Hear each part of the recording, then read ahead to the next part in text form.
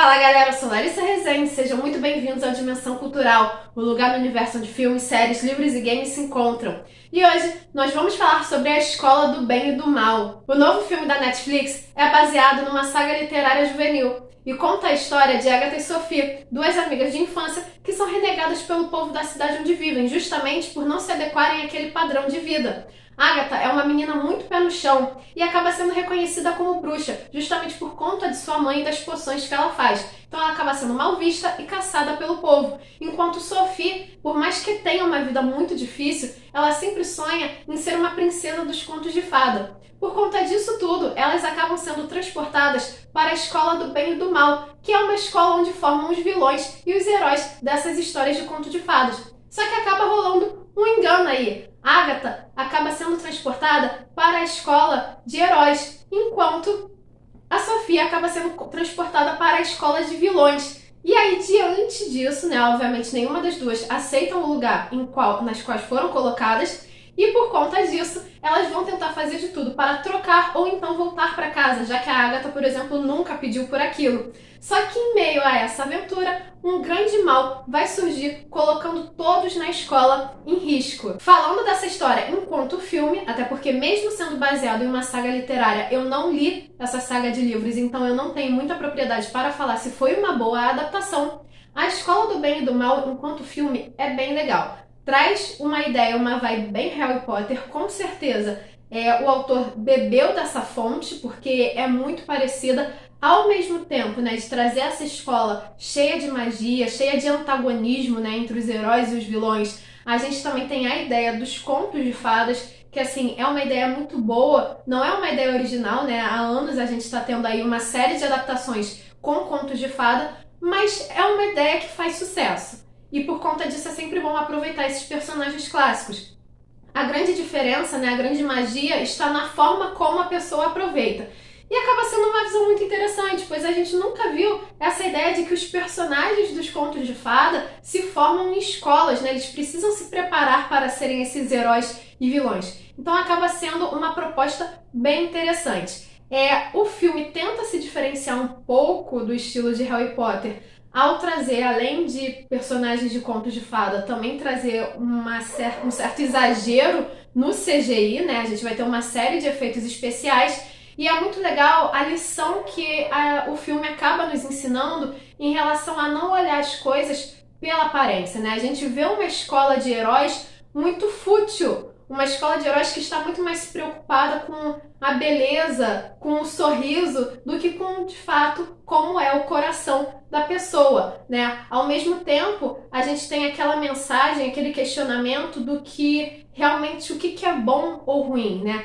As personagens, principalmente a Agatha, ela nos ensina, né, e ensina para aqueles personagens, para os alunos, os professores da escola, que o mundo não é preto e branco. O mundo não é composto de pessoas boas e más. O mundo é cinza, né? As pessoas podem ter atitudes boas e más, podem ter atitudes ruins, mas isso não faz com que elas sejam pessoas ruins exatamente. Então o filme traz uma lição muito legal em relação a isso também. E indo por esse questionamento do que é bom e ruim, o filme também traz um debate em relação aos finais felizes dessas histórias. Será que no final dessas histórias os heróis realmente venceram? Isso acaba sendo questionado. A gente vê que o bem nessas histórias clássicas acaba ssendo corrompido também. Afinal de contas, os heróis podem ter vencido nas suas versões originais, mas qual foi o preço que os vilões pagaram? Né? Dá um exemplo muito bom é justamente o da própria Branca de Neve, a história original, tá? Não um filme feito pela Disney, na qual a Branca de Neve vence, mas no final a madrasta, né, a Rainha Má, ela é obrigada a utilizar um sapato de aço que é esquentado, que é fervido, e ela tem que dançar eternamente, né? Então, assim, é um castigo muito ruim, é um castigo muito vilanesco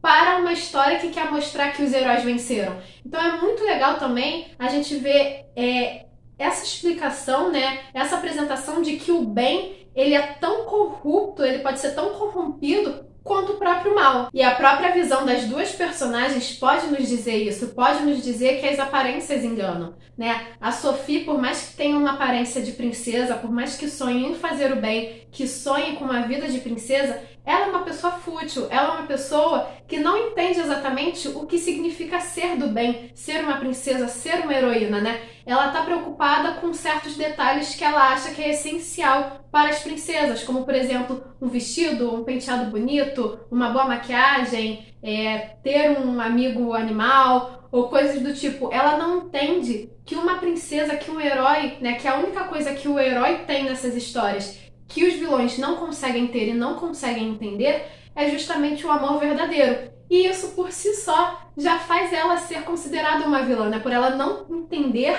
essa ideia do amor verdadeiro. Em compensação, a Agatha, que tem toda essa aparência bruxesca e tem uma opinião mais realista, não tão positiva em relação à realidade, ela tem um coração bom e ela tem a ideia de que tudo, por mais difícil que esteja, o futuro sempre pode vir a melhorar. Por isso que ela acaba sendo uma pessoa digna para ir para a escola do bem. Além de possuir uma história bem legal e um cenário fantástico, a Escola do Bem e do Mal vem com um elenco de peso. As protagonistas, que são atrizes mais novatas, elas encantam e elas conseguem chegar na essência das personagens.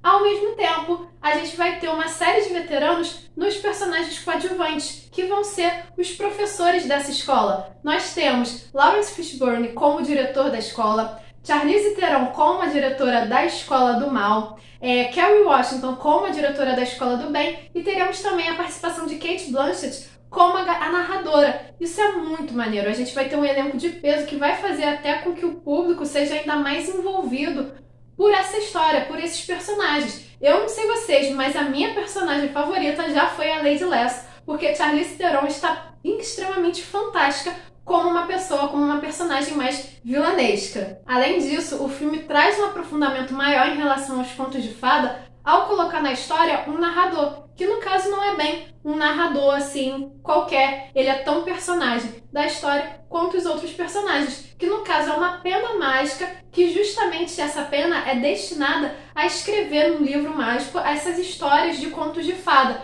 na qual essa narradora é justamente a Cate Blanchett. Então assim, é muito legal, porque essa questão da narrativa, de você ter um narrador na qual vai contar essa história num tom extremamente mágico, ela traz já essa ideia, né, essa ambientação de conto de fadas. Então, de uma forma geral, A Escola do Bem e do Mal é um filme bem legal.